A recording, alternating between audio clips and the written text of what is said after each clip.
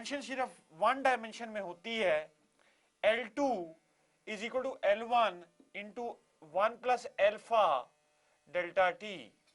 और बेटा superficial expansion में एक्सपेंशन टू डायमेंशन में होती है, यानी कि एरिया में A2 is equal to A1 into 1 plus beta times delta T. And volume cubical expansion जो होती है वो वॉल्यूम में होती है बेटा V2 is equal to V1 into 1 plus gamma times delta T.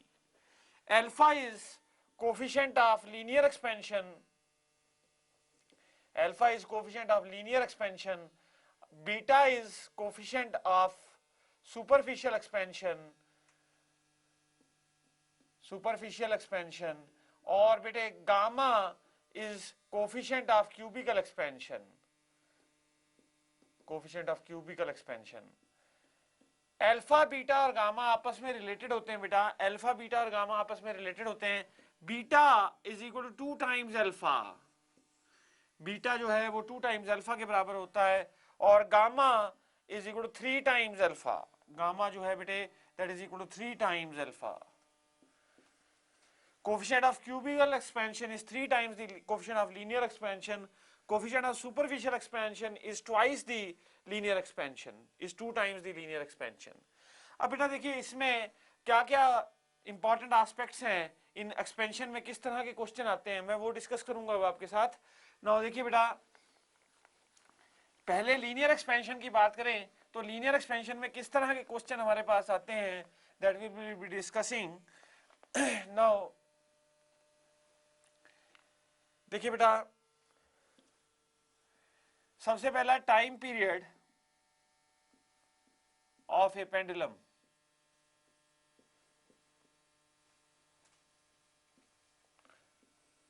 Now देखिए बेटा पहले मैकेनिकल वॉचेस होती थी और उनमें मेटेलिक पेंडुलम होता था, और वो मेटेलिक पेंडुलम जो है अगर उसका टेम्परेचर चेंज हो तो उसकी लेंथ चेंज हो जाती है। ठीक है बेटे, अगर आपने मेटेलिक पेंडुलम्स वाली मैकेनिकल वॉचेस देखी हैं तो उनमें क्या होता है कि due to expansion, due to change in temperature, due to rise in temperature, summers में क्या होता है बेटे जो लेंथ है पेंडुलम की वो इंक्रीज कर जाती है, और अगर आप उस पेंडुलम की लेंथ इंक्रीज हो जाती है तो उसके टाइम पीरियड में फर्क पड़ जाता है, और सर्दियों में वही पेंडुलम की लेंथ कम हो जाती है, फिर दोबारा से टाइम पीरियड में फर्क पड़ जाता है।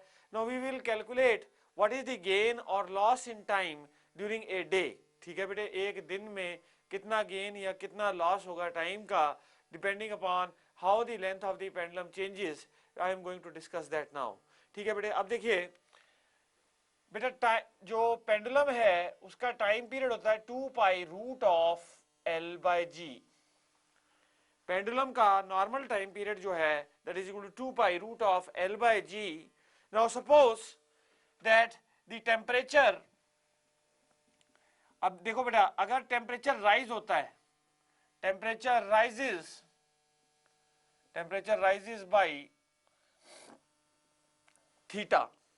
ठीक है बेटे, इसका मतलब क्या है कि टेम्परेचर में जो राइज हो रहा है वो थीटा डिग्री सेंटीग्रेड या थीटा केल्विन का हो रहा है, और तब क्या होगा time period will change as the length of the pendulum will change, तो टाइम पीरियड बदल जाएगा एज द लेंथ चेंजेस। ठीक है बेटे, अब आप देखिए now T dash is equal to 2 pi root of L into 1 plus alpha theta by ji.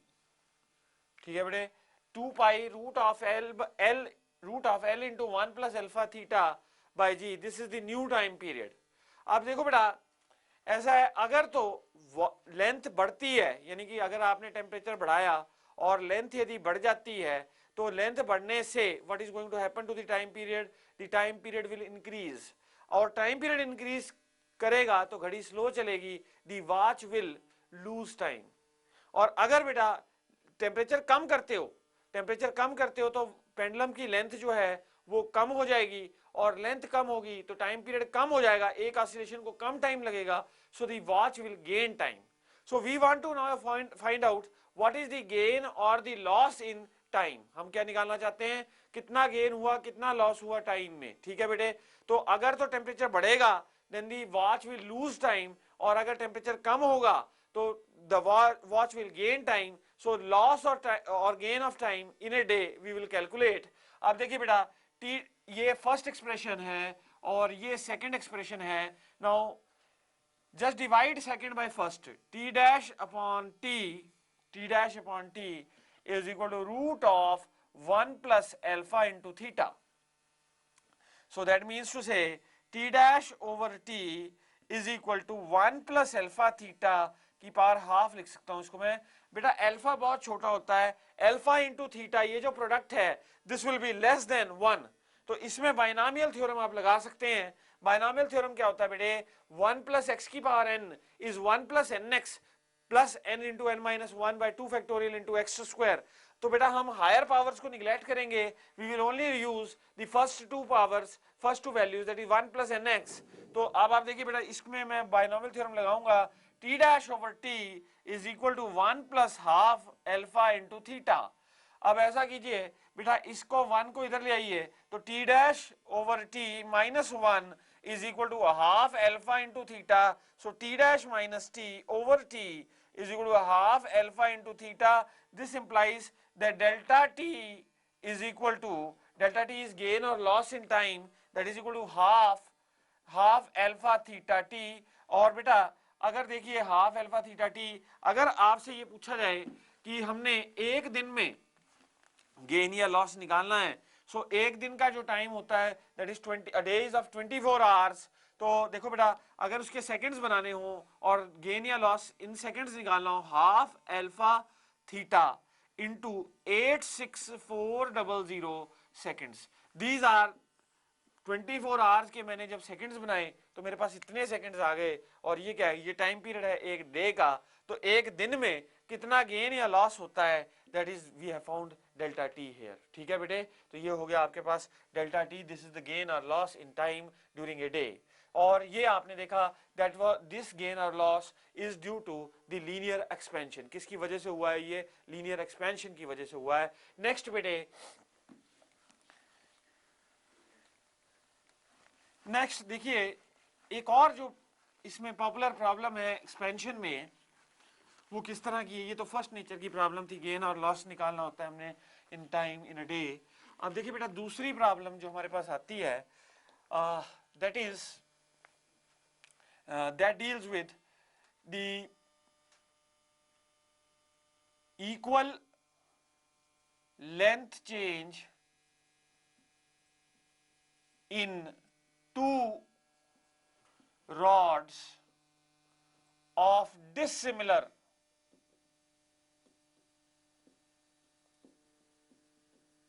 materials. बेटे equal length change in two rods of dissimilar materials. हमारे पास दो रॉड्स हैं और दोनों की दोनों डिसिमिलर मटेरियल्स की हैं. और बेटा उनमें क्या हो रहा है, उनमें जो लेंथ चेंज हो रहा है that is same at same temperature rise. मतलब ऐसा है कि हमारे पास दो रॉड्स हैं और बेटा उनकी हमें लेंथ पता है. ठीक है बेटे, और उनमें जो लेंथ में इंक्रीज हो रहा है, increase in length, that is same for both of them, that is same for both of them. तो अब आप देखिए बेटा L2, अब आपको ये पता है L2 is equal to L1 into 1 plus alpha 1 और ये बेटा थीटा. तो आप इसको लिख सकते हैं L2 minus L1 is equal to L1 alpha 1 theta.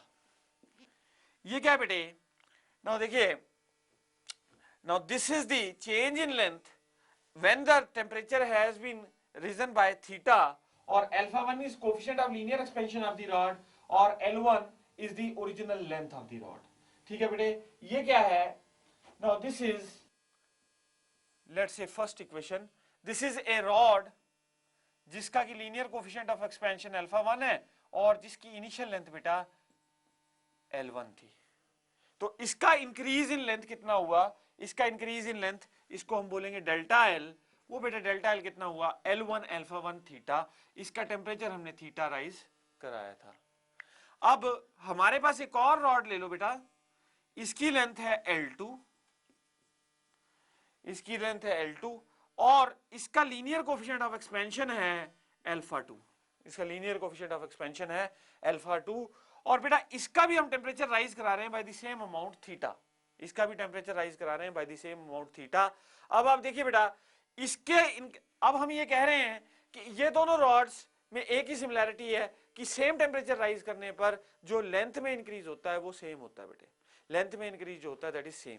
तो उसके हिसाब से अगर हम ये तो पहली वाली रॉड का हमने इंक्रीज इन लेंथ निकाला, दूसरी वाली रॉड का increase in length low, that will B L2 alpha 2 into theta, L2 alpha 2 into theta. This becomes second equation. Now beta delta L1 is equal to delta L2, so that means L1 alpha 1 theta is equal to L2 alpha 2 theta. This implies L1 alpha 1 is equal to L2 alpha 2. अगर बेटा दो rods dissimilar materials की same temperature rise पे उनका increase in length same हो, then we have this condition L1 alpha 1 is equal to L2 alpha 2, very important condition. ठीक है बेटे, इसको नोट कर लेना, इसमें हम प्रॉब्लम्स इस पे काफी सारी बेस्ड करेंगे। तो L1 alpha 1 is equal to L2 alpha 2। Now ये हमने डिस्कस किया equal length change in two rods of dissimilar materials. Now next that we are going to discuss is, now बेटे हमारे पास दो स्फीयर्स हैं सेम रेडियस के, ये भी एक बड़ी इंपॉर्टेंट प्रॉब्लम है। देखिए हमारे पास दो स्फीयर्स हैं ऑफ डिफरेंट मटेरियल्स। सो बेटा देखिए, एक है hollow sphere, one is hollow sphere and another is solid sphere. बेटा सेम रेडियस है,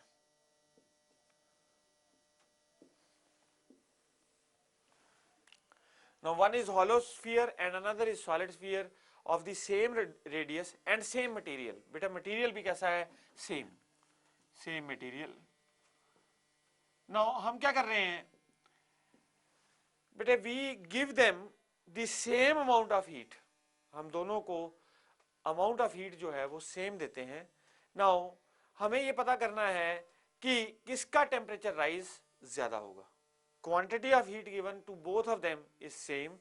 Now we want to know कि कौन किसका जो है टेम्परेचर राइज ज्यादा होगा, और दूसरी बात अगर टेम्परेचर राइज ज्यादा होगा तो किस में एक्सपेंशन ज्यादा शो होगी, which will show more expansion. ठीक है जी। अब देखो बेटे रेडियस सेम है तो वॉल्यूम तो दोनों का सेम रहेगा इनिशियली, ये बात तो श्योर है। ठीक है बेटे, अब हमने पता करना है कि एक्सपेंशन ज्यादा, तो इसका मतलब चेंज इन वॉल्यूम किस में ज्यादा होगा, तो चेंज इन वॉल्यूम उसी में ज्यादा होगा जिसका टेम्परेचर चेंज ज्यादा होगा। तो आप सबसे पहले ये हमने डिसाइड करना है, सेम क्वांटिटी ऑफ हीट हमने दी है और किसका टेम्परेचर राइज मोर होगा। ठीक है बेटे, so same quantity of heat is given and the temperature rise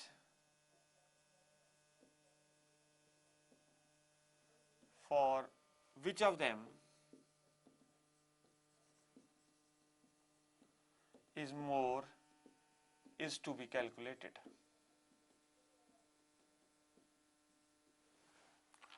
ठीक है बेटे, तो same quantity of heat is given and the temperature rise for which of them is more is to be calculated. अब देखिए quantity of heat Q is equal to mass into specific heat into rise in temperature. ठीक है बेटे, quantity of heat is equal to mass into specific heat into T2 minus T1। हम लोग कह रहे हैं कि मटेरियल सेम है तो दोनों स्फीयर्स का स्पेसिफिक हीट तो सेम है और क्वांटिटी ऑफ हीट हम लोग सेम दे रहे हैं, तो quantity of heat is same. So देखो बेटा T2 माइनस T1 इसका मतलब आ गया इनवर्स प्रोपोर्शनैलिटी में आ गया मास के साथ, यानी जिसका मास ज्यादा उसका टेम्परेचर राइज कम। ठीक है बेटे, जिसका मास कम उसका टेम्परेचर राइज ज्यादा। तो हॉलो स्फीयर का temperature rise for hollow sphere, hollow का मास कम है ना बेटे, तो हॉलो का मास कम है तो temperature rise for the hollow sphere is greater than the temperature rise for the solid sphere।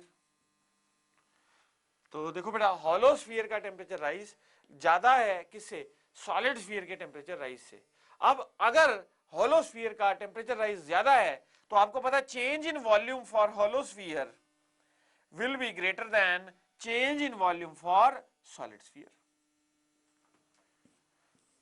सो बेटा हॉलो स्फीयर का जो वॉल्यूम चेंज आएगा, क्योंकि एक्सपेंशन भी ज्यादा होगी, क्यों? क्योंकि टेम्परेचर राइज ज्यादा है, तो उसकी वॉल्यूम दोनों की इनिशियली सेम है, तो टेम्परेचर राइज जिसका ज्यादा उसकी वॉल्यूम चेंज भी ज्यादा, तो इसका मतलब एक्सपेंशन जो होगी वो हॉलो स्फीयर की ज्यादा होगी in comparison to solid sphere, in comparison to solid sphere. ठीक है बेटे, so this was very important question.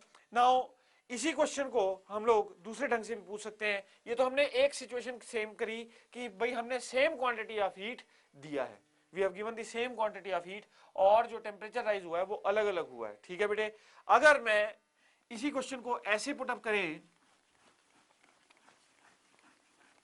तो बेटे इस क्वेश्चन को ऐसे भी पुटअप किया जा सकता है, heat to the two spheres, heat to the two spheres is given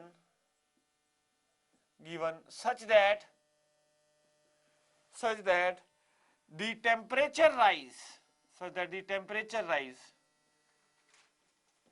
rise is same, then which of the two receives more heat and what about the volume change,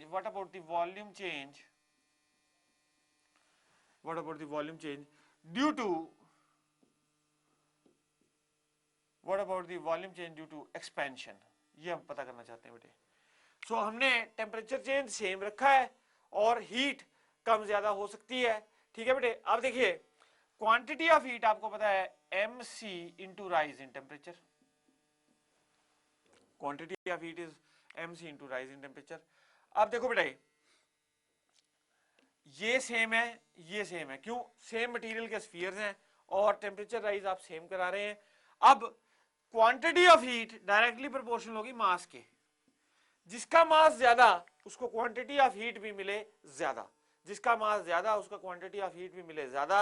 अब आप देखिए सॉलिड स्फीयर का mass ज्यादा है when compare to hollow sphere, so quantity of heat for the solid sphere, quantity of heat for solid sphere is greater than quantity of heat for the hollow sphere. ठीक है बेटे, quantity of heat for solid sphere is greater than quantity of heat for the hollow sphere, तो इसका मतलब है quantity of heat जो ज्यादा receive करेगा वो solid sphere है, hollow sphere। Now what about volume change?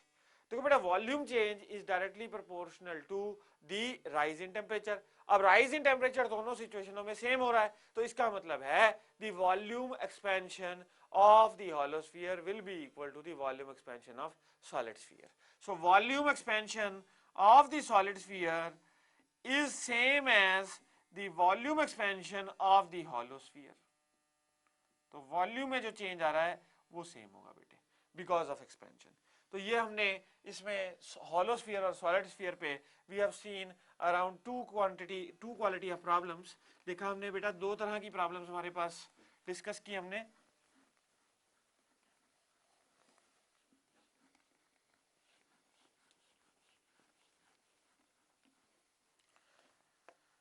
No बेटे अगर कोई क्रिस्टल हो, एक और प्रॉब्लम आती है इस पे, अगर कोई हमारे पास क्रिस्टल हो और उसके तीनों एक्सिस पे हमें बेटा क्या है लीनियर कोफिशिएंट्स ऑफ एक्सपेंशन दे रखे हों, then we can find its cubical coefficient of expansion by adding all the linear expansions along the single dimensions, यानी x y z dimension के along अगर हमें क्रिस्टल में linear expansion coefficients दिए हों तो we can find the cubical expansion coefficient of the material and that will be equal to sum of the linear coefficients of expansion along the three axes. So beta gamma जो gamma होता है that is equal to alpha 1 plus alpha 2 plus alpha 3, ये क्या है, ये बेटा एक axis के अलोंग, दूसरे और ये तीसरे एक्सिस के अलोंग, 3 डायमेंशन की बात है। Coefficient of cubical expansion is equal to coefficient of linear expansion along one axis plus coefficient of linear expansion along second axis plus coefficient of linear expansion along third axis. ठीक है बेटे, ये हमने, this is in case of a crystal, this is in case of a crystal. ठीक है बेटे, ये crystal के केस की सिचुएशन है। और देखिए एक्सपेंशन में ये लेवल प्रॉब्लम्स का हमारे पास आता है बेटे, इस तरह की problems we are going to do. ठीक है, और एक और एक्सपेंशन की इंपॉर्टेंट प्रॉब्लम जो है दैट इज ए बायमेटालिक स्ट्रिप। देखो बेटा बायमेटालिक स्ट्रिप जो होती है, जो थर्मोस्टेट्स होते हैं, ठीक है, जहां पे आपने सर्किट ब्रेक करना होता है एक पर्टिकुलर हीट के बाद, वहां पर ये इस्तेमाल होते हैं बेटे। ठीक है, अब बायोमेटालिक स्ट्रिप में क्या होता है बेटा, दो अलग अलग मटेरियल्स की प्लेट्स होती हैं या स्ट्रिप्स कह लो बेटा, और इन दोनों को हमने कॉम्बिनेशन बना रखा है इनका। ये देखिए बेटा, इन दोनों का कॉम्बिनेशन बना दिया हमने। अब दोनों जो स्ट्रिप्स हमने जोड़ी है, they will be having dissimilar linear coefficients of expansion, दोनों के dissimilar linear coefficients of expansion है। अब आप देखिए एक का लीनियर कोफिशिएंट ऑफ एक्सपेंशन ज्यादा होगा दूसरे के मुकाबले। अगर बेटा ये 1 है, ये सेकंड है, अगर linear coefficient of expansion of 1 is greater than linear coefficient of expansion of 2, ठीक है बेटे, तो coefficient of linear expansion of 1 is greater than coefficient of linear expansion of 2। ठीक है बेटे, तो इस पर्टिकुलर सिचुएशन में व्हाट हैपेंस, इस पर्टिकुलर सिचुएशन में what is going to happen is that ये ज्यादा एक्सपैंड करेगी सेम राइज ऑफ टेम्परेचर पे व्हेन कंपेयर टू दिस। तो अगर ये ज्यादा एक्सपैंड करना चाहेगी तो ये फैलने की कोशिश करेगी और ये इसको रोकेगी।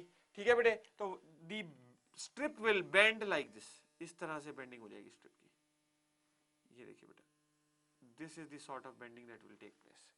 यानी कि हमेशा वो स्ट्रिप जो कि कम बेंड करती, जो कि कम एक्सपैंड करती है, जिसका लीनियर कोफिशिएंट ऑफ एक्सपेंशन कम है, वो हमेशा इनसाइड दी कर्व आती है, इनसाइड दी सर्कुलर कर्व आती है बेटे। ठीक है, इनसाइड दी सर्कुलर कर्व वो आती है, ये बायोमेटालिक स्ट्रिप है। नाउ बेटे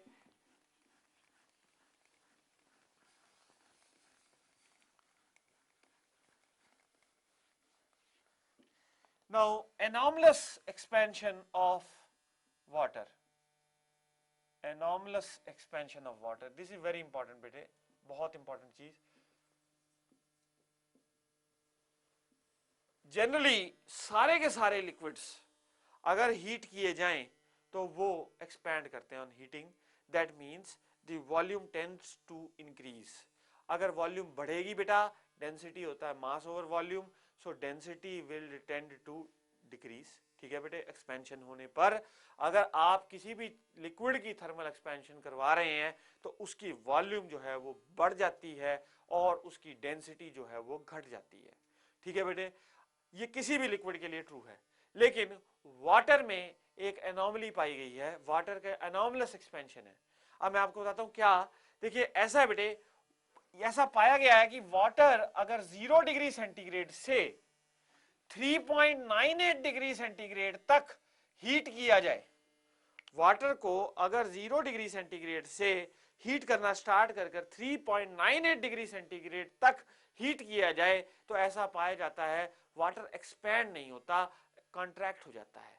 यानी कि बिलो 4 डिग्री या बिलो 3.98, हम इसको अप्रोक्सीमेटली कई बार 4 डिग्री ले लेते हैं, और बिलो 4 डिग्री अगर आप जाएं तो और अगर बियॉन्ड 4 डिग्री जाएं तो भी डेंसिटी जो है वो कम पाते हैं। तो डेंसिटी मैक्सिमम कम पाते हैं पानी की डेंसिटी मैक्सिमम पाई जाती है 3.98 या 4 degree centigrade.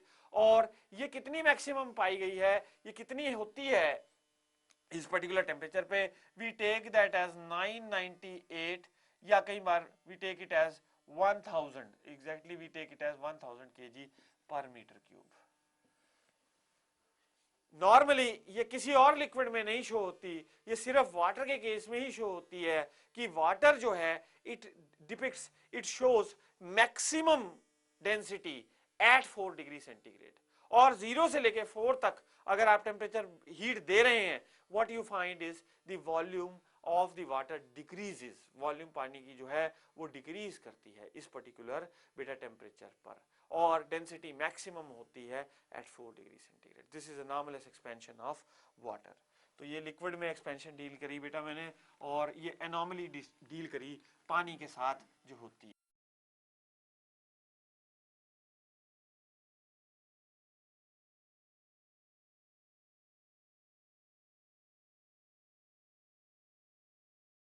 Now next topic that we are going to start, देखिए बेटा ये एक्सपेंशन कंप्लीट हो गई, थर्मोडायनेमिक एयर साइकिल्स भी कंप्लीट हो गई। Now we are going to discuss the next that is heat transfer. Heat transfer analysis discuss करूंगा मैं आपके साथ। नाउ बेटे हीट ट्रांसफर, देखिए हीट का ट्रांसफर मतलब हीट का फ्लो, और जो हीट का ट्रांसफर है ये बेटा 3 मोड से होता है। There are 3 modes for heat transfer, 3 modes for heat transfer, और ये मोड्स आप जानते हैं बेटा क्या क्या हैं। First is conduction, second is convection, and third is बेटे रेडिएशन। ये 3 मोड्स हैं हीट ट्रांसफर के। There are these 3 modes of heat transfer. ठीक है बेटे, हीट ट्रांसफर इन 3 मोड से होती है, कंडक्शन, कन्वेक्शन और रेडिएशन। कंडक्शन में बेटा generally conduction is through solids, conduction is through solids, और कन्वेक्शन जो होती है ये आमतौर पे लिक्विड्स और गैसेस में पाई गई है बेटे, लिक्विड्स एंड गैसेस।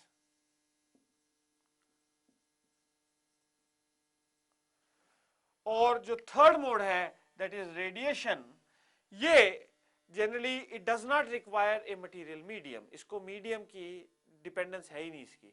ठीक है बेटे, ये मीडियम इंडिपेंडेंट है, यानी कि without a medium also radiation can take place, radiation can take place without medium. बेटे जो कंडक्शन होती है उसमें फिजिकल मूवमेंट नहीं होती मॉलिक्यूल्स की, कंडक्शन में जो फिजिकल मूवमेंट है मॉलिक्यूल्स की वो नहीं होती है। ठीक है बेटे, यानी कि मॉलिक्यूल्स अपनी जगह पर, यानी एटम्स या मॉलिक्यूल्स अपनी जगह पर ही वाइब्रेट करते रहते हैं, और जो हीट ट्रांसफर है वो करवाते हैं। ठीक है बेटे, तो ये इसलिए सॉलिड्स में ही प्रेवलेंट है। अब आप एक चम्मच ले लो बेटे, उसको एक साइड गैस पे लगा दो और एक साइड अपने हाथ पे लगा लो, तो you find that the spoon gets hot even towards your hand side, आपके हाथ वाली तरफ भी वो गर्म हो जाता है जबकि आप हीट उसको दूसरी तरफ से कर रहे हैं। This is a example of conduction heat transfer. इसमें कैसे हुआ हीट ट्रांसफर, जो एंड गर्म करा आपने वहां के मॉलिक्यूल्स को एनर्जी मिली, they started vibrating and they transferred that particular vibration energy to the next, and from that the transfer of energy, the transfer of heat energy took place from one end to the other end। ठीक है बेटे, so this is called conduction heat transfer, और generally ये solids में observe होता है। और जो convection heat transfer है ये आमतौर पे liquids या gases में होता है। देखिए बेटा, अगर आप कन्वेक्शन करंट्स पढ़ें, land breeze, sea breeze, these are due to the convection currents that are present in the air because of heat। ठीक है, हीटिंग ऑफ लैंड और हीटिंग ऑफ सी, उसके कारण लैंड या सी ब्रीजेस आती हैं। ठीक है बेटे, तो ये जो है this we call as convection. और कन्वेक्शन में बेटा आम सी बात है, अगर आप चाय बनाने लगे हैं तो आपने पानी रखा गैस पर बेटे, तो आपने पानी रखा गैस पे, नाउ व्हाट हैपन्स, जो नीचे के मॉलिक्यूल्स हैं उनको हीट मिल रही है और उनका फिजिकल मोशन हो जाता है, दे राइज अपवर्ड, और जो मॉलिक्यूल्स दूसरे वाले हैं जो कि कोल्ड है, जिनको हीट नहीं मिली है, वो नीचे आते हैं, वापस हीट अप हो जाते हैं, और ये साइकिल चलती रहती है। एंड दिस पर्टिकुलर फिनोमिना जो जिसमें कि नीचे वाले मॉलिक्यूल्स ऊपर जाते हैं जब, तो this is what we call as convection currents. ये क्या होता है बेटा, these are called as convection currents that rise। ठीक है बेटे, these are called convection currents that are rising in the liquid। ठीक है, लिक्विड में ये कन्वेक्शन करंट्स, तो ये फिनोमेना लिक्विड में ऑब्जर्व किया गया है जहां पे कि फ्री मॉलिक्यूल्स एग्जिस्ट करते हैं और उनका मोशन पॉसिबल हो। ठीक है बेटे, सॉलिड्स में सिर्फ वाइब्रेशंस पॉसिबल हैं, यानी कि वाइब्रेशन के कारण एक मॉलिक्यूल वाइब्रेट हुआ, उसने दूसरे को हिला दिया, दूसरे ने तीसरे को, तो इस तरह से जो है हीट फ्लो होता है। लेकिन जब हम कन्वेक्शन की बात करते हैं तो इसमें सिर्फ क्या होता है कि फिजिकल मूवमेंट हो जाती है मॉलिक्यूल्स की, नीचे वाले मॉलिक्यूल ऊपर ऊपर और जो ठंडे मॉलिक्यूल्स हैं वो वापस, उनको फिर हीट एनर्जी मिलती है, then they start moving. Radiation heat transfer, ये बेटे इलेक्ट्रोमैग्नेटिक एनर्जी है, it can travel without medium. आप सन से एनर्जी लीजिए, देखिए sun is a huge reservoir of energy, और सन से the energy is coming to us in the form of electromagnetic radiation, और उसमें डिफरेंट पोर्शंस हैं, अल्ट्रावायलेट पोर्शन है, इंफ्रारेड पोर्शन है, ठीक है बेटे, रेडियो वेव्स हैं। सो ये सारा पोर्शन अब देखिए, infrared portion is carrying the heat energy और मीडियम इंडिपेंडेंस। अब देखिए सन से एनर्जी, सन बहुत दूर है हमारी अर्थ से, और उसमें जो एनर्जी हमारे पास अवेलेबिलिटी है, जो एनर्जी हमारे पास अवेलेबिलिटी है वो देखिए विदाउट मीडियम भी, कहीं कहीं जगह पर एटमॉस्फेयर है ही नहीं, तो वहां से भी हमारे पास जो एनर्जी है it is reaching to us in the form of electromagnetic radiation. Now we will discuss the phenomena of conduction, convection and radiation heat transfer one by one in detail। ठीक है बेटे, अब हम ये डिस्कस करेंगे। Now सबसे पहले मैं डिस्कस करूंगा कंडक्शन। नाउ कंडक्शन में हम लोग जो कंडक्शन हम स्टडी करने जा रहे हैं, we are studying the steady state heat transfer, steady state heat transfer.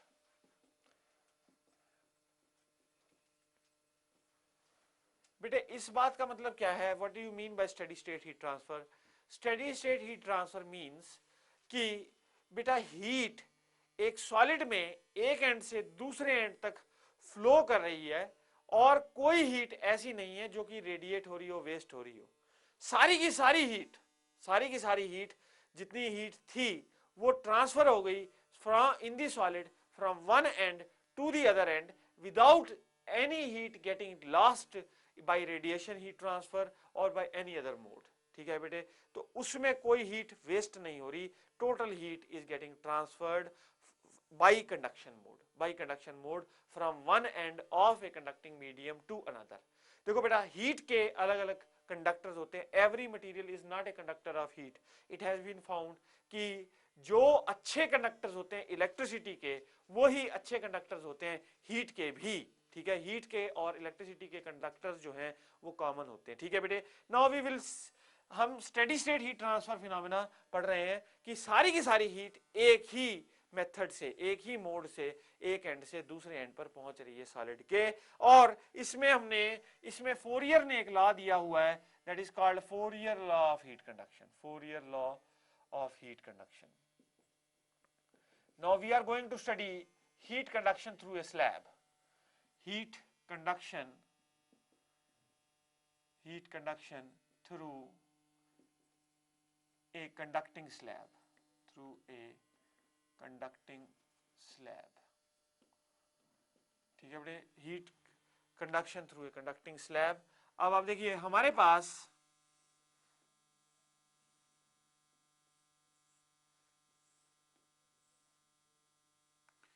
ये देखिए बेटा, ये एक कंडक्टिंग स्लैब है और इसके दो फेसेस हैं, एक ये बड़ा ब्रॉड फेस ये और दूसरा ब्रॉड फेस ये वाला।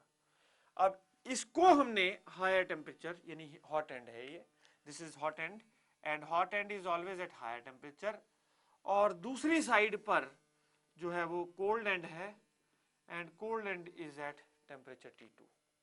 तो हॉट एंड को हमने टेम्परेचर T1 पर रख रखा है और कोल्ड एंड को we have maintained at temperature T2, और area of this face is A, और बेटा जिस लेंथ के अलोंग कंडक्शन हो रही है दैट लेंथ इज L, मतलब इसके अलोंग, इतने लेंथ के अलोंग कंडक्शन जो है वो हो रही है।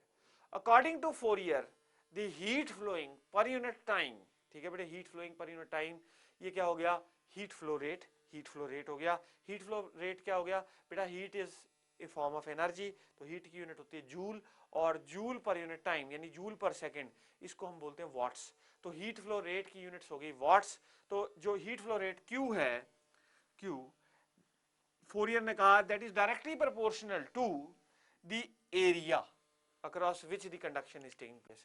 A is area, so heat flow rate is proportional to area. यानी कि अगर आप कंडक्टिंग स्लैब का एरिया ज्यादा कर दोगे तो हीट फ्लो रेट भी बढ़ जाएगा, because more and more molecules will now involve in the heat transfer. ठीक है. दूसरी बात, it is directly proportional to difference of temperature between the hot end the cold end. Hot end और cold end के बीच में जो temperature का फर्क है उसके भी डायरेक्टली प्रोपोर्शनल है heat flow rate. It is inversely proportional to the distance between the two ends. जिन एंड्स के अक्रॉस कंडक्शन हो रही है उन दोनों के बीच में जो दूरी है उसके इनवर्स प्रोपोर्शनलिटी है. यानी कि अगर उन दोनों के बीच में दूरी ज्यादा है, उन दोनों के बीच में दूरी ज्यादा है तो बेटा क्या हो जाएगा, उन दोनों के बीच में दूरी ज्यादा है तो क्या हो जाएगा, the heat flow rate will be less. So अगर दूरी कम है तो heat flow rate will be more. So इसका मतलब है हीट, उसने कहा कि heat flow rate is equal to, अगर प्रोपोर्शनलिटी साइन हटाते हैं, that is equal to K A into T1 minus T2 by L. ठीक है बेटे. के क्या है, K is called thermal conductivity of the slab. मतलब heat flow rate also depends upon the nature of the material that you are using. So heat flow rate also depends upon the nature of the material that you are using. So thermal conductivity is the constant which tells us about the nature of the material. ठीक है बेटे. अगर अच्छा conductor है तो thermal conductivity will be high and heat flow rate will be मोर. और इस के की एसआई यूनिट्स क्या है बेटे, watt per metre kelvin. This is the SI unit of thermal conductivity. ये बेटे क्या है, थर्मल कंडक्टिविटी, और उसकी एसआई यूनिट ये हो गई बेटे वाट पर मीटर केल्विन.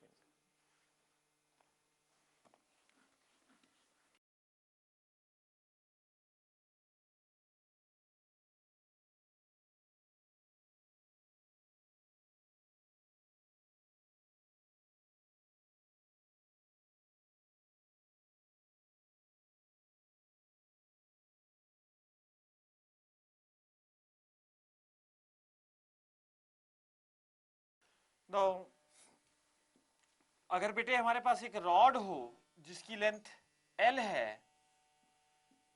ठीक है बेटे, अगर हमारे पास एक रॉड हो जिसकी लेंथ L है, नाउ इसका area of cross section A है रॉड का, और इसकी थर्मल कंडक्टिविटी K है बेटे. इसकी थर्मल कंडक्टिविटी K है, लेंथ L है. तो आपको ये पता है कि हीट फ्लो रेट यानी कि heat flowing per unit time is equal to K times A into, अगर ये एंड टेम्परेचर T1 यानी ये हॉट एंड है बेटे, it is maintain at temperature T1, और हीट फ्लो होगा कोल्ड एंड तक, और कोल्ड एंड जो है that is at temperature T2, then in that particular situation KA into T1 minus T2 by L. हम लोग ये कहते हैं heat flow rate Q is equal to KA into T1 minus T2 by L. अगर आप देखें ये heat flow rate can be written as T1 minus T2 upon L by KA. इसको ऐसे भी लिख सकते हैं. नाउ बेटे T1 minus T2 upon L by KA. Now T1 minus T2 क्या है, टेम्परेचर डिफरेंस, और L बाय KA क्या है, इसको बेटा L बाय KA को कहते हैं thermal resistance of the slab. L by KA को क्या कहते हैं बेटा, this is called as thermal resistance of the slab.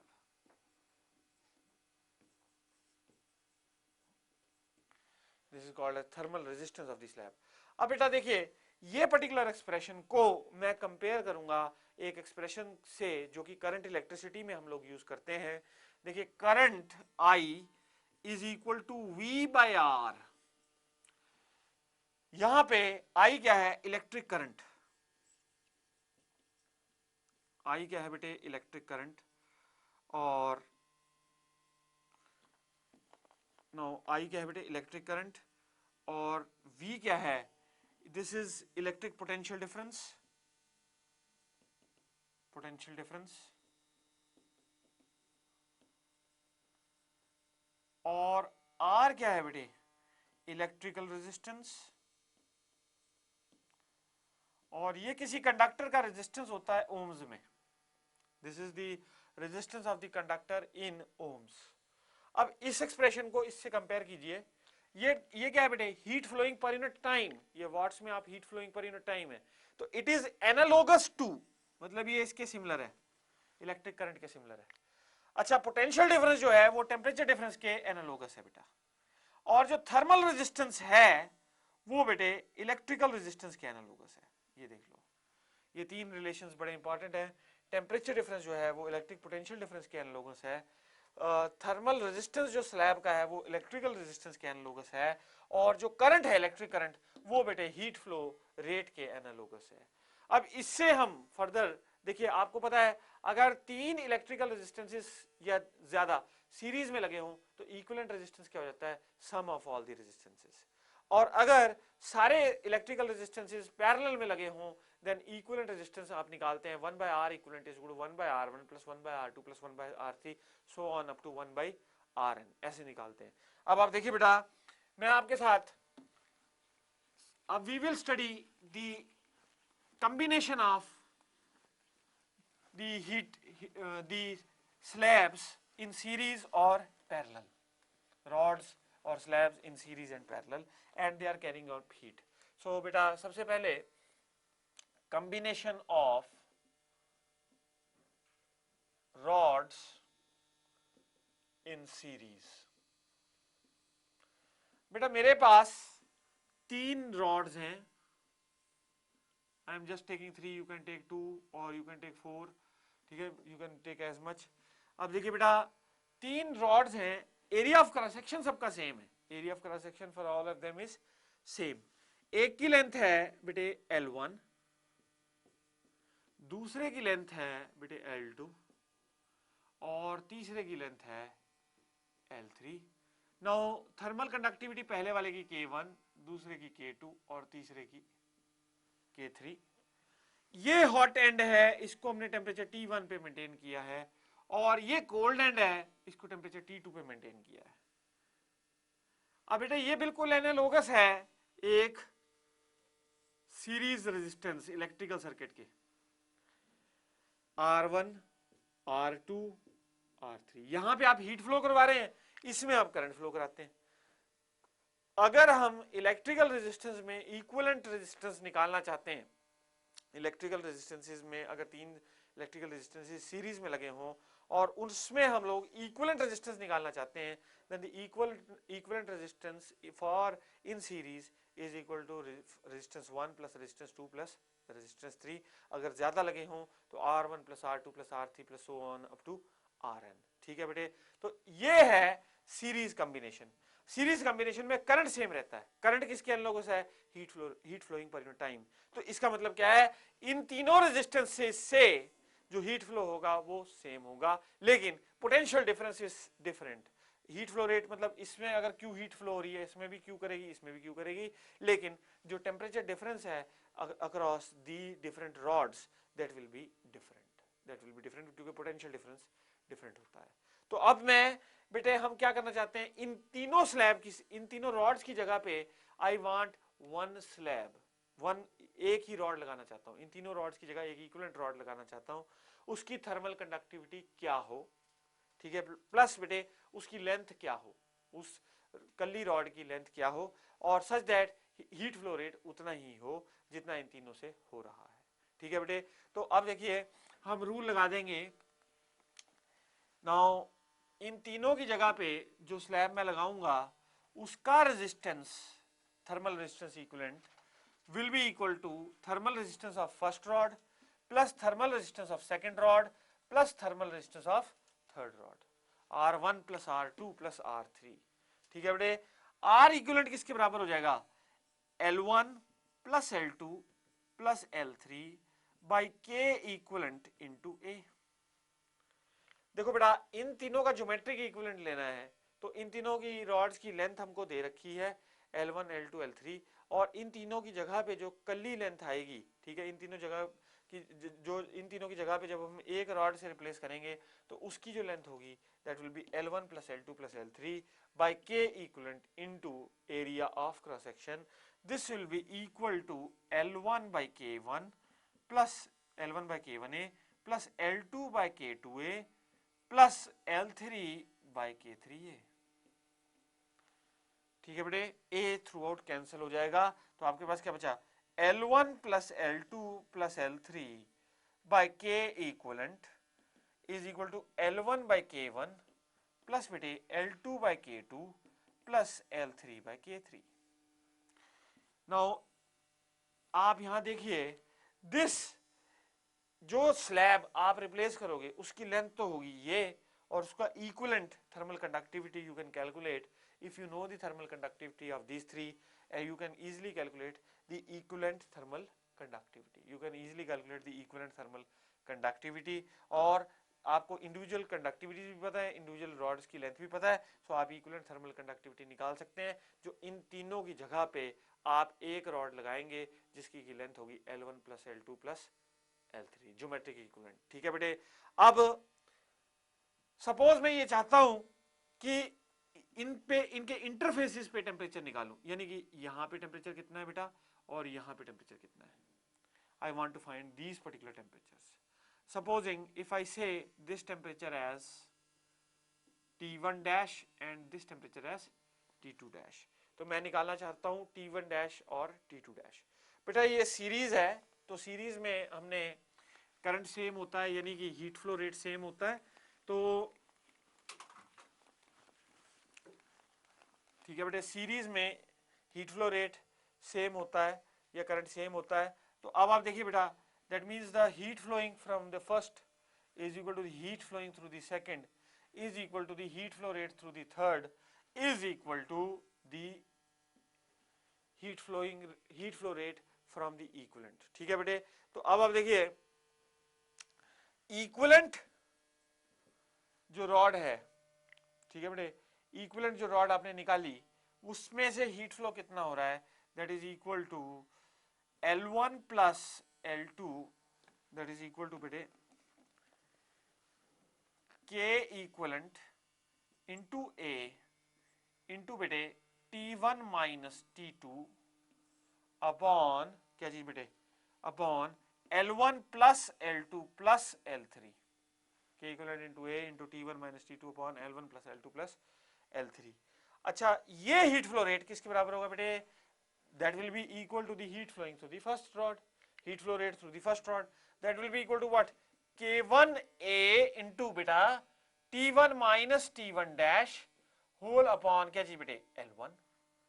This is also equal to, अब देखो आपको ये K इक्विवेलेंट पता है बेटे, ठीक है बेटे, और इन दोनों को अगर आप लोगे एक्सप्रेशंस को इकट्ठे, you will find that there is only one unknown, that is T1 dash. You can easily find T1 dash from here. अच्छा, this can be equated to K2A into बेटा क्या चीज T1 dash minus T2 dash upon L2। ठीक है बेटे, T1 dash minus T2 dash upon L2, ये आपको क्या है सेकेंड रॉड के लिए आपने कंसीडर कर लिया। अच्छा, तीसरी रॉड के लिए बेटे कितना हो जाएगा, K3A इंटू बेटे क्या चीज T2 dash minus T2 upon क्या चीज बेटे L3।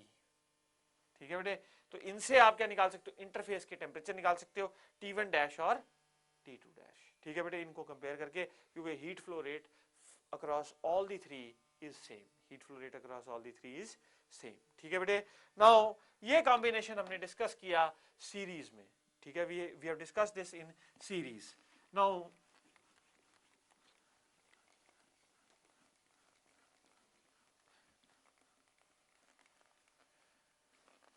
beta, we can discuss, we can have the same rods, conducting rods in parallel combination also. अब parallel combination में क्या होता है बेटे, किस तरह से होंगी rods? Let us take two rods which are connected in parallel. ये एक rod ये होगी बेटा और दूसरी rod ये होगी। इसका थर्मल कंडक्टिविटी K1 है और इसका थर्मल कंडक्टिविटी K2 है, और बेटा दोनों के एंड्स ये हॉट एंड है और ये है टेम्परेचर T1 पर, और ये बेटा कोल्ड एंड है और ये है टेम्परेचर T2 पे। दोनों रॉड्स पैरेलल में लगी हुई हैं, दोनों रॉड्स की लेंथ सेम है बेटे, और यहाँ पे इसका क्रॉस सेक्शनल एरिया A1 है और इसका क्रॉस सेक्शनल एरिया A2 है।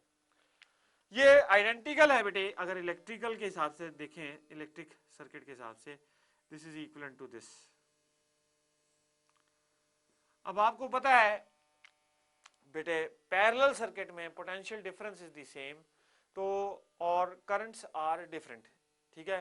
तो इसका मतलब है यहाँ पे हम एनालॉगस टर्म्स में अगर बात करें तो temperature difference across the ends, temperature difference across the ends of the rod is the same, temperature difference across the ends of the rod is same, and the heat flowing through the two different rods is different. तो heat flow rate जो होगा, ठीक है बेटे, इससे heat flow rate और इससे heat flow rate अलग अलग होगा, लेकिन जो potential difference है यानी कि temperature difference across the ends of the rod is the same. अब आपको ये पता है कि अगर बेटा दो रेजिस्टेंसेस पैरेलल में हो या दो से ज्यादा भी पैरेलल में हो तो we know the formula for finding the equivalent resistance. तो अब हम इन दोनों रॉड्स की जगह पे क्या करना चाहते हैं, एक रॉड लगाना चाहते हैं जो इसका इन दोनों का ज्योमेट्रिक इक्विवेलेंट हो और जो ये दोनों मिलके हीट फ्लो रेट करवा रही हैं रॉड्स वो कल्ली ही करवा दे। तो उसको देखने के लिए बेटा देखो 1/r इक्विवेलेंट पैरेलल में इक्विवेलेंट रेजिस्टेंस ये हो जाता है बेटे 1/r equivalent is equal to 1/r1 plus 1/r2। तो अब देखिए बेटा 1/r इक्विवेलेंट, r इक्विवेलेंट को क्या लिख सकता हूं, L/k इक्विवेलेंट। अच्छा बेटे जो इन दोनों की जगह पे रॉड लगाएंगे उसका जो एरिया होगा ना, ठीक है, area of cross section that will be equal to sum of the area of these two rods. तो वो जाएगा k equivalent into a1 plus a2। This will be equal to बेटा k1 a1 बाई l, क्योंकि R1 की जगह डालोगे value क्या L by K1 A1, ठीक है बेटे, और R2 जगह क्या डालोगे L बाई K2 A2, तो ये हो गया K2 A2 बाई L। तो इसका मतलब क्या हुआ बेटे K equivalent into A1 plus A2, K equivalent into A1 plus A2 is equal to K1 A1 plus K2 A2। तो इसका मतलब है K इक्विवेलेंट कितना हो गया बेटे, equivalent thermal conductivity is K1 A1 plus K2 A2 by A1 plus A2। यानी कि अगर आपने इन दोनों रॉड जो कि पैरेलल में थी अगर उनकी जगह पर एक ही रॉड रिप्लेस करनी हो तो उसके लिए हमारे पास K इक्विवेलेंट कितना आ गया K1 A1 plus K2 A2 by A1 plus A2। So this is equivalent thermal conductivity. अच्छा बेटे दूसरी बात ये आपको पता है कि जो हीट फ्लो रेट है, combined heat flow rate from this particular rod जिसका इक्विवेलेंट ये है, that is equal to Q1 plus Q2, that is heat flowing from the first rod by the plus the heat flowing through the second rod, ठीक है बेटे। और इस case में temperature difference same है। सो जो हीट फ्लो रेट हो रहा है इन दोनों का इक्विवेलेंट से, यानी इक्विवेलेंट ये that is equal to Q1 plus Q2, that is heat flow rate from the first plus heat flow rate from the second, ठीक है बेटे। तो ये हमने पैरेलल कॉम्बिनेशन डिस्कस किया कंडक्शन का।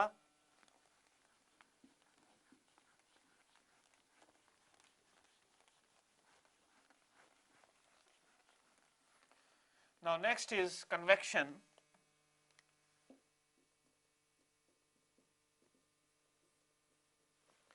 So conduction complete होगी बेटे। Now next is heat convection we are going to study। और convection आपको पता है liquids में होती है। Let us suppose कि हमारे पास एक इस तरह का बेटा कोई स्लैब है which is made up of a liquid। इस तरह की स्लैब है और ये किससे बनी हुई है, लिक्विड से बनी हुई है। अब आपको पता है कन्वेक्शन में the physical motion of the molecules is responsible for heat transfer. और बेटा इसमें हमने एक एंड को हॉट एंड बना रखा है, hot end is at temperature T1 and the cold end is at temperature T2 और ये लिक्विड ले रखा है। और बेटा इसका एरिया जिसके क्रॉस कन्वेक्शन हो रही है that is area of the face is A। तो बेटा according to convection heat transfer the amount of heat flowing per unit time is directly proportional to area, it is directly proportional to temperature difference, ठीक है बेटे। इसमें ये matter नहीं करता, convection में ये मैटर नहीं करता कि ये लेंथ किसके अक्रॉस कन्वेक्शन हो रही है, ये मैटर नहीं करती।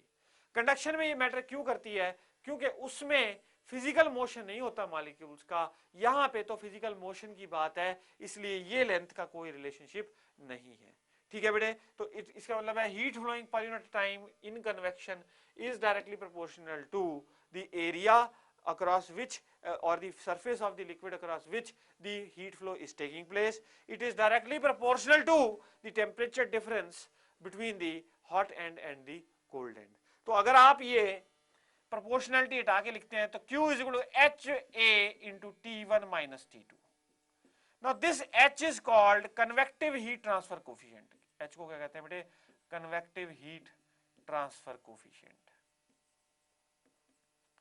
Now बेटा H is called convective heat transfer coefficient और H की अगर आप यूनिट्स देखेंगे ये Q है वॉट में, watt per metre square kelvin is the units of H. Watt per metre square kelvin is the unit of H. H की units क्या है बेटे? Watt per metre square kelvin. ठीक है. नाउ ये हो गया कन्वेक्शन हीट ट्रांसफर.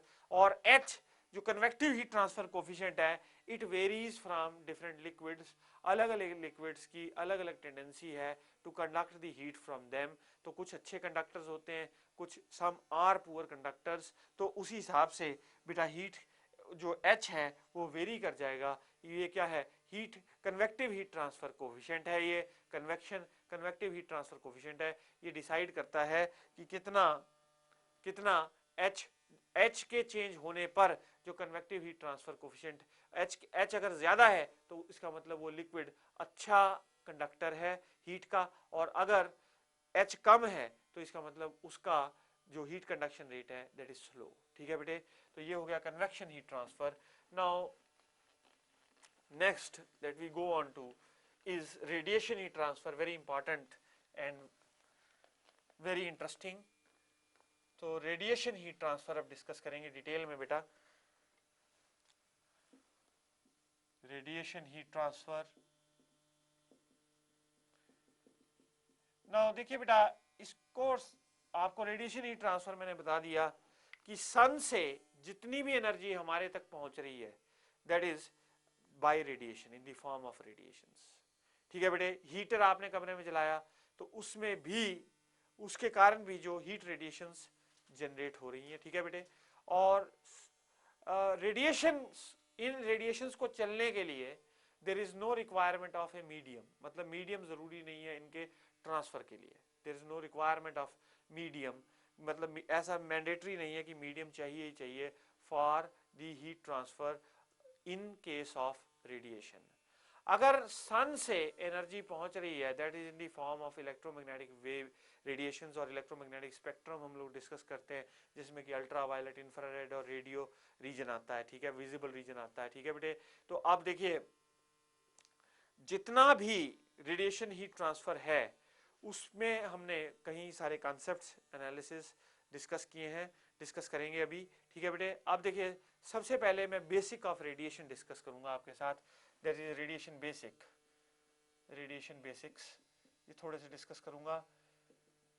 तो आप ये समझ गए कि जो रेडिएशन है it is a form of electromagnetic wave. ठीक है बेटे. और ये इलेक्ट्रोमैग्नेटिक रेडिएशंस ही इंसिडेंट होती हैं बॉडीज के ऊपर. अब देखिए कोई बॉडी अगर मैंने कंसीडर करी जिसपे कि certain amount of energy was incident. ठीक है. मान लीजिए the incident energy was QI. ठीक है बेटे. ये QI energy radiation was incident upon this particular material. तो इस मटेरियल की टेंडेंसी है कि ये कुछ रेडिएशंस तो रिफ्लेक्ट कर देगा बेटा. तो that suppose QR of the energy is getting reflected and सब कुछ ये ट्रांसमिट भी कर सकता है. Suppose it is transmitting QT amount of energy. अगर QI इंसिडेंट एनर्जी थी, टोटल एनर्जी वाज QI, उसमें से QR उसने रिफ्लेक्ट कर दी और QT उसने ट्रांसमिट कर दी. अब कुछ टेंडेंसी है इसकी एब्जॉर्ब करने की भी. सो सपोज इसने QA एनर्जी एब्जॉर्ब कर दी. Suppose it has absorbed QA energy. Then the amount of energy incident. देखो बेटा अब amount of energy incident distribute हो गई तीन फॉर्म्स में, अलग अलग तीन फॉर्म्स में. क्या? रिफ्लेक्टेड, ट्रांसमिटेड और एब्जॉर्ब्ड.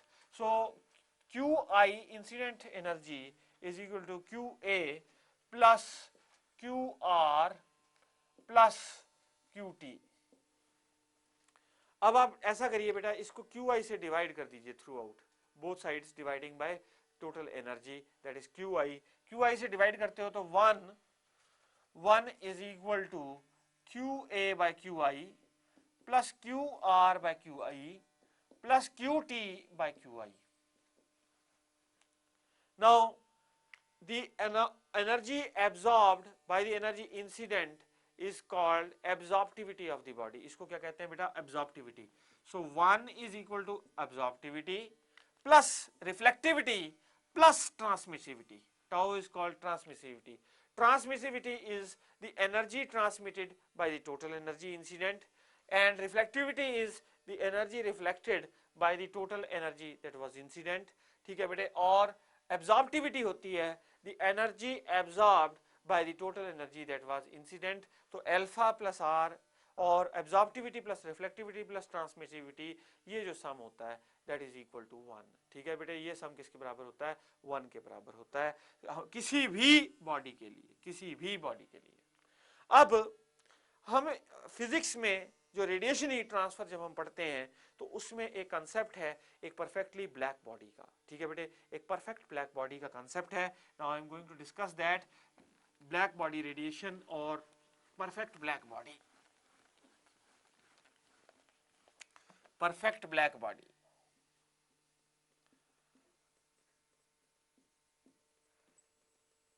बेटे जो मिला खा लिया, जो मिला सो खा लिया, जितना मिला सो खा लिया, ना तो रिफ्लेक्ट किया, ना किसी को बांटा, ना ट्रांसमिट किया, पास ऑन भी नहीं किया। तो ये एक ब्लैक बॉडी है बेटे। ब्लैक बॉडी की खासियत ये है कि उस पर जितनी एनर्जी आप इंसिडेंट करोगे वो सारी की सारी एनर्जी अब्जॉर्ब कर लेगी बेटे। यानी कि incident energy is equal to absorbed energy, यानी कि incident energy is equal to absorbed energy. जितनी एनर्जी इंसिडेंट की सारी क्या होगी? एब्जॉर्ब। तो ऐसे केस में एब्जॉर्प्टिविटी कितनी होगी बेटे? एब्जॉर्प्टिविटी आपको पता है QA by QI, so that is equal to 1। So absorptivity इस बॉडी की 1 है, यानी कि एक ब्लैक बॉडी की एब्जॉर्प्टिविटी 1 होती है बेटे। ठीक है, तो एक ब्लैक बॉडी सारी की सारी इंसिडेंट एनर्जी ले जाती है और जो रिफ्लेक्टिविटी है और जो इसकी ट्रांसमिसिविटी है वो 0 है। अब बेटे हमारे मन में एक गलत फहमी है। ठीक है बेटे, there is a confusion in our mind और मिसकंसेप्शन इन आवर माइंड। एक मिसकंसेप्शन ये है कि हम लोग सोचते हैं कि अगर हम ब्लैक बॉडी कह रहे हैं तो उसका कलर ब्लैक ही होना चाहिए। ऐसा नहीं है बेटे। ऑफ कोर्स ब्लैक जो कपड़े होते हैं they are good absorbers of heat, अच्छे एब्जॉर्बर होते हैं, लेकिन उनको हम परफेक्ट ब्लैक बॉडी नहीं कह सकते। परफेक्ट ब्लैक बॉडी तो वही होती है जो कि सारी की सारी एनर्जी दे और उसको वो एब्जॉर्ब कर ले। तो इस तरह की एक बॉडी सोची गई है फिजिक्स में जिसको हम परफेक्ट ब्लैक बॉडी के कंपैरिजन में ला सकते हैं। जिस आइडियली कोई ऐसी बॉडी है नहीं, एग्जिस्ट नहीं करती जो कि सारी की सारी इंसिडेंट एनर्जी को एब्जॉर्ब कर ले। तो एक कंसेप्ट है जिसको near about perfect black body body को माना गया है। वो बॉडी कैसी है मैं आपको बताता हूं बेटे। वो बॉडी किस तरह की है मैं आपको बताता हूं। ये बेटा हमारे पास एक स्फीयर है और हॉलो है ये, इसमें एक बहुत छोटा सा छेद कर दिया हमने कहीं पे और इसके बाहर वाले सरफेस को मिरर कर दिया, यानी अंदर वाले को रिफ्लेक्टिंग सरफेस बना दिया बेटे। ठीक है बेटे, बाहर वाले को मिरर कर दिया और अंदर वाले को रिफ्लेक्टिंग सरफेस बना दिया और इसमें एक छोटा सा छेद कर दिया बेटे। अब क्या होगा, इस छोटे से छेद से क्या होगा बेटे, रेडिएशन इंसिडेंट अंदर आ जाएगी। एक बार जो लाइट एंटर कर गई, जो लाइट बेटे एंटर कर गई, वो क्या होगा, वो मल्टीपल रिफ्लेक्शंस होती रहेंगी, लेकिन बहुत रेयर चांस है कि वो उसी छेद से वापस बाहर निकल जाए। इसका मतलब क्या है कि जितनी लाइट एनर्जी इसमें एंटर करी वो अंदर ही एंट्रैप होके रह गई, वो बाहर नहीं जा सकती बेटे। It is entrapped inside only and it can not leave this particular inside spherical surface. इसको अंदर से मतलब इसको वो लीव नहीं कर सकती, इसी के अंदर ही सिमट के रह जाएगी बेटे। तो it will be remaining inside this spherical ball only, it will not leave this spherical ball। ठीक है, तो ये एक नियर अबाउट ब्लैक बॉडी के, ये बॉडी जो है it is showing behaviour near about black body. ठीक है बेटे, ये near about perfect black body है। It is not exactly perfect black body, but it is near about perfect black body. It is near about, it is showing near about behaviour, क्योंकि जितनी light energy इसमें incident होती है वो सारी की सारी अंदर ही रह जाती है, यानी कि ये पी जाती है, एब्जॉर्ब कर लेती है। ठीक है बेटे, नाउ ये तो हमने black body, perfect black body discuss किया, एब्जॉर्प्टिविटी, रिफ्लेक्टिविटी, ट्रांसमिसिविटी, ये डिस्कस की बॉडीज की। नाउ बेटा there is something called as emissive power, there is something called as emissive power. now emissive power में दो तरह की emissive power होती है बेटे, दो तरह की emissive power होती है। one is called monochromatic emissive power, one is called monochromatic emissive power,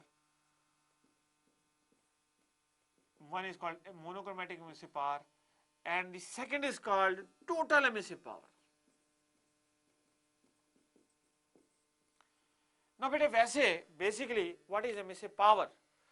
the energy radiated by a body per unit area per unit time, the energy radiated by a body per unit area per unit time is called as the emissive power. ठीक है बेटे, तो emissive power क्या होती है? emissive power होती है the energy radiated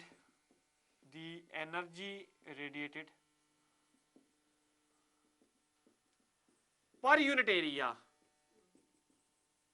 per unit time is called the emissive power. वो क्या होती है बेटे? emissive power होती है।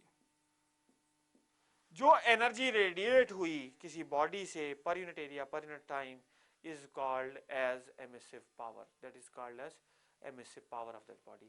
now what is this monochromatic emissive power? ऐसा है बेटे, अगर हमने एक लोहे का पीस गर्म करके रख दिया, इसको गर्म करके छोड़ दिया, तो ये डिफरेंट वेवलेंथ्स रेडिएट करेगा, डिफरेंट वेवलेंथ्स, और उन डिफरेंट वेवलेंथ्स में डिफरेंट एनर्जीज कैरी होंगी। There will be, this body will be radiating energy in different wavelengths, in form of different wavelengths, और इन डिफरेंट वेवलेंथ्स में डिफरेंट एनर्जीज कैरी हो रही होंगी। अगर हम ये कैलकुलेट करें कि किसी एक वेवलेंथ में कितनी energy per unit area per unit time radiate हो रही है, that is called as monochromatic emissive power. Monochromatic emissive power क्या हुई? The energy radiated per unit area per unit time in a single wavelength is called monochromatic emissive power. और total emissive power क्या है बेटे? सारी जितनी भी wavelengths present हैं, सारी जितनी वेवलेंथ्स प्रेजेंट हैं, वो वेवलेंथ्स कितनी एनर्जी रेडिएट कर रही हैं, टोटल कितनी एनर्जी रेडिएट कर रही हैं, that is called the total emissive power, that is called the total emissive power. ठीक है बेटे, सो एमिसिव पावर की यूनिट क्या हो गई? एमिसिव पावर की यूनिट हो गई energy per unit area per unit time, energy joule में, टाइम सेकंड्स में, watt per metre square. This is the unit of emissive power, इसको कहते हैं, this is the unit of emissive power. चाहे total emissive power हो, चाहे monochromatic emissive power हो। Monochromatic emissive power is the energy carried, energy per unit area per unit time in a single wavelength, और total emissive power is the energy radiated totally in all the wavelengths per unit area per unit time. ठीक है, that is called total emissive power. ठीक है बेटे, तो ये monochromatic emissive power और total emissive power हमने डिस्कस किया। अब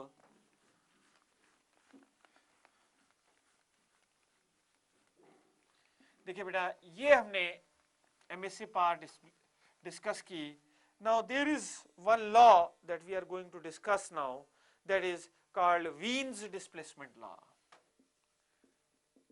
Wien's displacement law.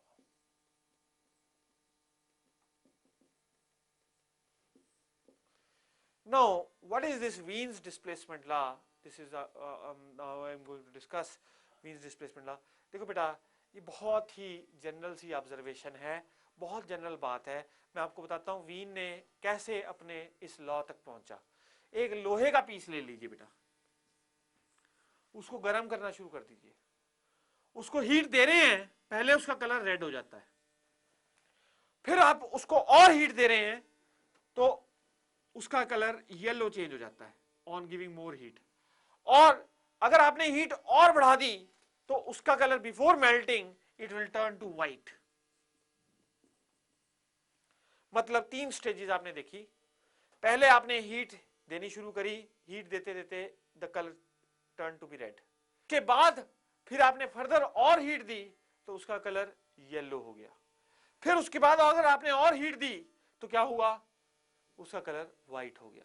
ठीक है बेटे, अब वीन जो है वो ये कहता है कि बेटा एक अगर हमने पीस गरम किया, कोई चीज का पीस गरम किया, तो उसमें से डिफरेंट वेवलेंथ्स निकल रही हैं और वो डिफरेंट एनर्जीज कैरी कर रही हैं, और डिपेंड करता है आप किस टेम्परेचर तक किसी चीज को हीट करते हैं।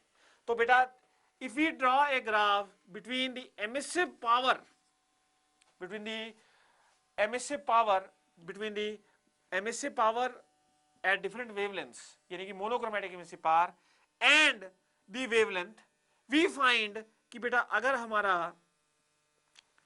टेम्परेचर T1 था तो कुछ इस तरह का ग्राफ आया, यानी एक पर्टिकुलर वेवलेंथ ऐसी है जिस पर की एनर्जी वाज मैक्सिमम।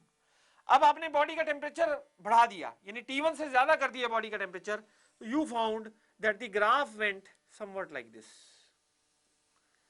यानी कि ये हो गया बेटा बॉडी का temperature was T2 at this stage. तो यहां पे लैम्डा m1 आई थी, तो यहां पे वो वेवलेंथ जिसपे की energy is maximum was found to be lambda m2। आपने टेम्परेचर और इंक्रीज कर दिया, ग्राफ कुछ और ऐसा हो गया, यानी कि T3 पर तो लैम्डा m3। तो देखिए लैम्डा m3, अब आप ये चीज देखिए कि हमने T3 is greater then T2 is greater then T1, T3 is greater than T2 is greater than T1 and lambda m1 is greater than lambda m2 is greater than lambda m3। यानी कि जैसे जैसे आपने temperature बढ़ाया तो जिस wavelength पर energy maximum हो रही थी वो वेवलेंथ कम होती गई। इसका मतलब है there is inverse proportionality of wavelength with temperature, there is inverse proportionality of wavelength with temperature. तो अब आप देखिए बेटा वीन ने जब lambda m1 into T1 calculate किया, lambda m2 into T2 calculate किया, lambda m3 into T3 calculate किया, तो उसको ये मिला b के बराबर। He found that this was equal to b and this b is called Wien's constant, और इसकी वैल्यू उसने पाई 2.2 मिलीमीटर केल्विन, 2.2 मिलीमीटर केल्विन। तो इससे एक बात क्लियर हो गई कि अगर वेवलेंथ जो है it is inversely proportional to temperature, wavelength is inversely proportional to temperature, lambda m into t is constant, wavelength is inversely proportional to temperature। यदि टेम्परेचर ज्यादा होगा, अगर टेम्परेचर ज्यादा होगा तो वेवलेंथ कम होगी। अब यही बात थी बेटा यहाँ पे कलर कैसे चेंज हो रहा था। देखो टेम्परेचर पहले कम था तो वेवलेंथ ज्यादा थी, रेड की वेवलेंथ ज्यादा होती है, फिर आपने टेम्परेचर और बढ़ा दिया तो वेवलेंथ क्या हो गई, येलो हो गई, यानी कि वेवलेंथ कम हो गई, और फिर आपने टेम्परेचर और बढ़ा दिया तो कलर व्हाइट हो गया, यानी कि वेवलेंथ और कम हो गई। सो बेटा ये है वीन्स डिस्प्लेसमेंट लॉ। डिस्प्लेसमेंट इसे क्यों कहते हैं, क्योंकि टेम्परेचर बढ़ाने पर जो है वेवलेंथ वो डिस्प्लेस हो जाती है। ठीक है बेटे, नाउ